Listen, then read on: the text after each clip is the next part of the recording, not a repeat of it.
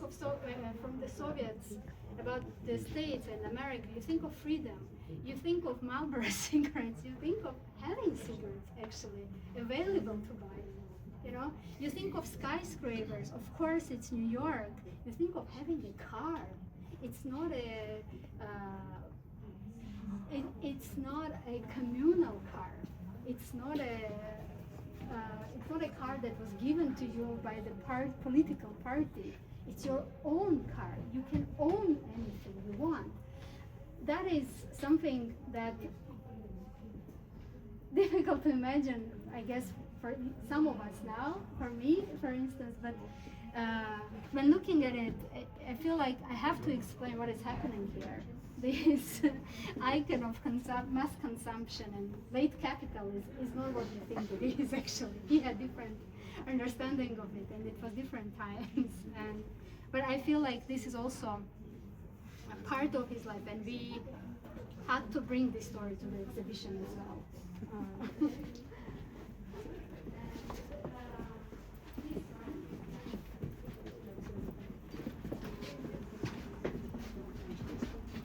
You remember the collage was important.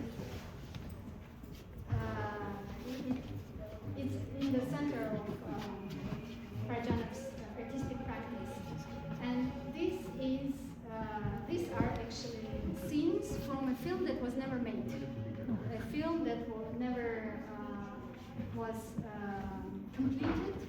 Parajanov writes, he's quite famous already. He has made his first film, Shadows of Forgotten Ancestors, that tells about the Gutsul people in Karpat region, and we have two fragments, two rituals from the film. And the film brings immediate fame to Parajanov, as I said earlier. It travels to international film festivals outside the Soviet Union, etc. And then Parajanov is invited to make a film dedicated to the 20th anniversary of the victory in the Second World War. And this is crazy to me, because we should always have, like in the first three collages that we saw, there's always artistic thinking, but there is always also state regime thinking.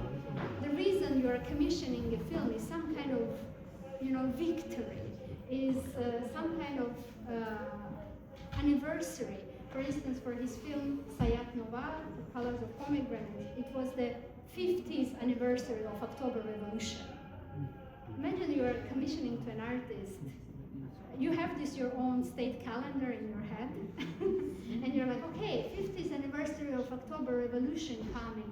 We should commission to someone to make a film. Okay, let it be Parajanov. Okay, Parajanov, what should we commission? Okay, he's Armenian. Let's commission that he makes a biography of an Armenian medieval poet. And this was the same story. Like all these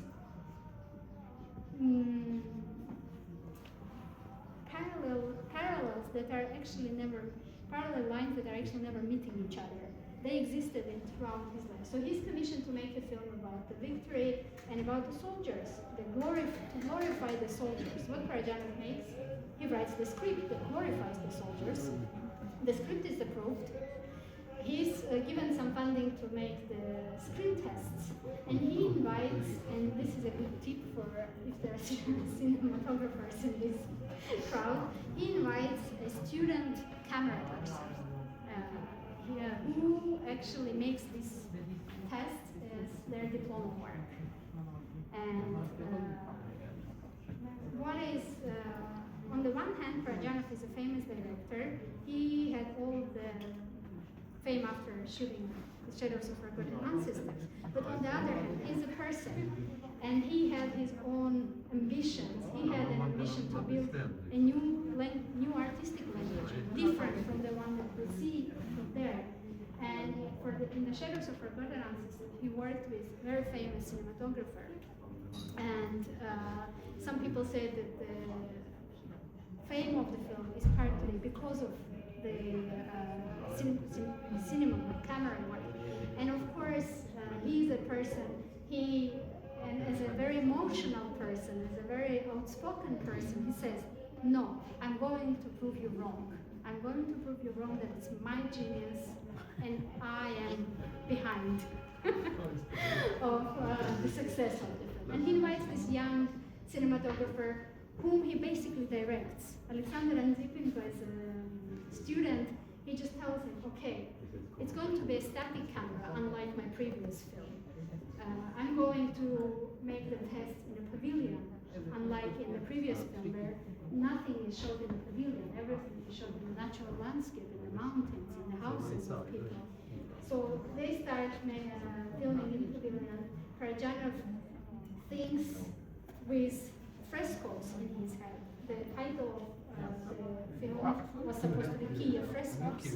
And here the visual art thinking comes to the foreground.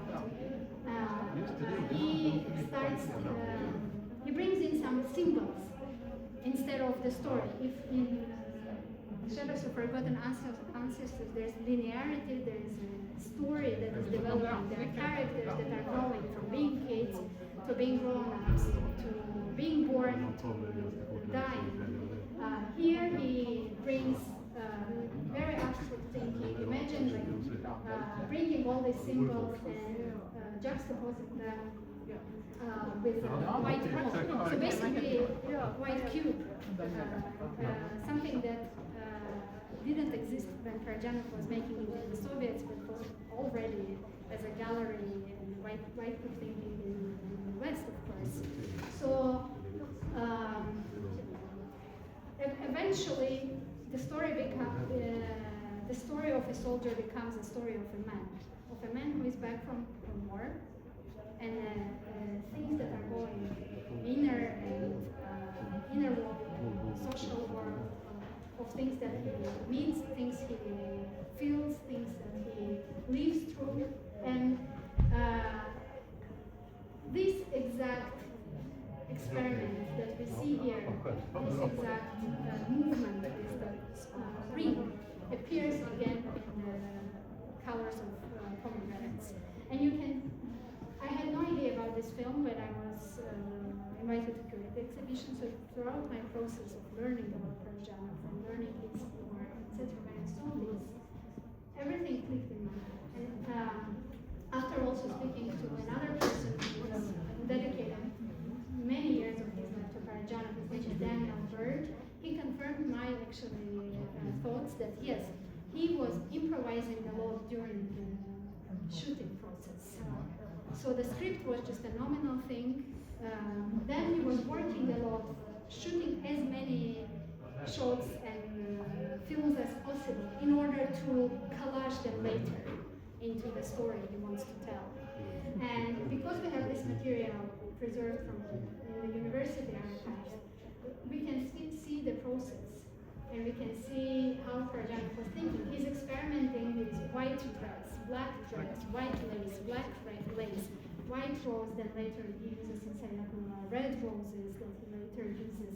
He's experimenting with symbols that are charged, for instance, what are they called, bamba in English. Strand. Yes. That actually comes, it's a loaded cinematography symbol for Soviet cinematographers, and directly brings association with Eisenstein to me. But also it brings an association about being black, it brings an association of an unborn child, for instance. Is it a child of that victory that he was supposed to glorify in his film? You know, there are so many layers that one can bring and work and interpret, and this abstract thinking was, the same frames that you see all over this exhibition. This artistic thinking, tendency to abstraction is open to me through this film, and I thought it's important to include it in the exhibition. And yes.